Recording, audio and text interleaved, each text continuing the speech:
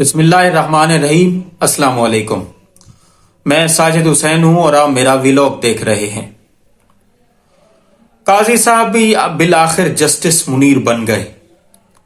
انہوں نے بھی کل نظریہ ضرورت کے مطابق فیصلہ دیا جس میں نواز شریف صاحب کو کی تاحیات نااہلی کو ختم کر کے 5 سالہ نااہلی کو قرار دے دیا گیا۔ قاضی صاحب کا موقف یہ تھا کہ 62(1)(f) کے تحت جو نااہلی ہے وہ ایک غیر قانونی اور غیر اسلامی ہے، اور وہ تاحیات نااہلی نہیں ہے، کیونکہ بندہ معافی مانگ لیتا ہے، 5 سال کی نااہلی کافی ہے۔ مقصد اس کا یہی تھا۔ اب نواز شریف نے معافی تو دور کی بات، اس نے تو اس بات کا ذکر بھی نہیں کیا کہ میں نے وہ غلطی کی ہے یا کوئی اس طرح کی بات،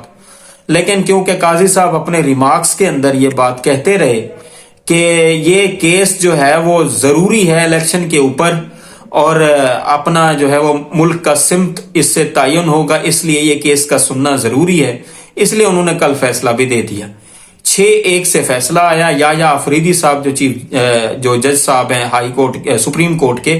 انہوں نے اس سے اختلاف کیا، ان کا اختلافی نوٹ ہے، اور 6 بندوں نے اس بات پہ ایگری کیا کہ نااہلی 5 سال کی ٹھیک ہے، تاحیات نااہلی صحیح نہیں ہے۔ چیف جسٹس صاحب اس بات پر ذکر بار بار کرتے رہے کہ اسلام میں گناہ کی معافی ہوتی ہے اور گناہ معاف کر دیا جائے، اور اس طرح کی باتیں وہ کرتے رہے۔ دیکھنے کی بات یہ ہے کہ اس فیصلے کے اثرات کیا ہوں گے۔ اثرات اسی طرح اس فیصلے کے ہوں گے جس طرح 1954 میں مولوی تمیز الدین کے خلاف جو فیصلہ، جو دستور ساز اسمبلی توڑنے کا فیصلہ کیا تھا، پہلے ہائی کورٹ نے ان کے حق میں فیصلہ دیا، پھر سپریم کورٹ نے اس بات پر فیصلہ دیا کہ یہ ضروری ہے، اور پھر اس کے بعد جنرل ایوب خان کے اقتدار کے اندر بھی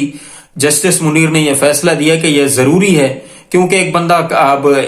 طاقت کے ذریعے سے قبضہ اس نے کر لیا حکومت پہ، لہٰذا اب اسی کو ہی حلال سمجھا جائے۔ اب اسی طرح قاضی صاحب بھی کہہ رہے ہیں، کیونکہ قاضی صاحب یہ جانتے ہیں کہ نواز شریف کو ریاست زور زبردستی لا کر بٹھانا چاہ رہی ہے، اور جو ملک کے اندر مقبول ترین پارٹی ہے ان کو جو ہے وہ سائیڈ لائن کیا جا رہا ہے، اس لیے قاضی صاحب بھی اسی دروازے پر کھڑے ہو گئے جو نظریہ ضرورت کا دروازہ ہے۔ دوسری طرف عمران خان صاحب کی حکومت 2022 میں ختم کی گئی۔ اس کے بعد سے لے کے اب تک، رجیم چینج آپریشن سے لے کے اب تک جتنی فسطائیت کا مظاہرہ عمران خان صاحب کی جماعت کے ساتھ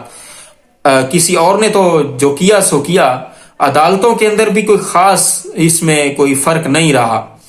پہلے پنجاب کی حکومت ختم کی گئی، عمران خان صاحب کے خلاف پٹیشنیں دائر کر دی گئیں عدالت کے حکم پر، اور جو ہے وہ رات کو 12 بجے عدالت کھول کر عمران خان صاحب کی حکومت کو برطرف کر کے ان کو چلتا کیا گیا۔ اس کے بعد سے لے کے اب تک ایک کیس ہوتا ہے، ایک کیس ختم ہوتا ہے، دوسرا شروع ہو جاتا ہے، دوسرا کیس ختم ہوتا ہے، تیسرا شروع ہو جاتا ہے۔ کچھ عدالتیں ہیں جو کوشش کر رہی ہیں کہ اس پارٹی کو انصاف دیں، لیکن موسٹلی عدالتیں یہی کرتی ہیں جی۔ اب تو ہم نے یہ بھی سنا اپنے ان کانوں سے کہ ججز، جب یہ پریس کانفرنس کا ماحول بنایا جا رہا تھا تو ججز کہتے تھے کہ بھائی آپ پریس کانفرنس کر لیں تو آپ کو رہائی مل جائے گی۔ مطلب یہ دیکھ لیں کہ عدالت کیا کر رہی ہے۔ قاضی صاحب کی عدالتوں نے تو حد ہی کی ہوئی ہے۔ قاضی صاحب نے ایک طرف یہ نواز شریف کی نااہلی کا کیس سنا اور بڑے مدلل انداز میں سنا اور بڑے اچھے طریقے سے اس کو ڈیل کیا، دوسری طرف لطیف کھوسہ صاحب جو اب پی ٹی آئی کو جو ہے وہ ہو گئے ہیں، پی ٹی آئی کے ہو گئے ہیں، انہوں نے کیس لڑا لیول پلینگ فیلڈ کا، تو وہاں پہ قاضی صاحب یہ پوچھتے ہیں کہ یہ ایم پی او آرڈر کا الیکشن کمیشن سے کیا تعلق ہے؟ تو اس پر لطیف کھوسہ صاحب نے کہا کہ کسی اور پارٹی کا ایم پی او آرڈر جاری ہوا ہے جو ہماری پارٹیوں کا ہو رہا ہے، ہم تو سارا دن اب یہی کرتے رہیں گے، الیکشن تو ہم نہیں لڑیں گے، پھر اس کا مطلب یہی ہے۔ دیکھا ہم نے یہ ہے کہ قاضی صاحب جہاں پہ پھنسنے لگ جاتے ہیں وہاں پہ پھر وہ اپنی زبان درازی پہ اتر آتے ہیں۔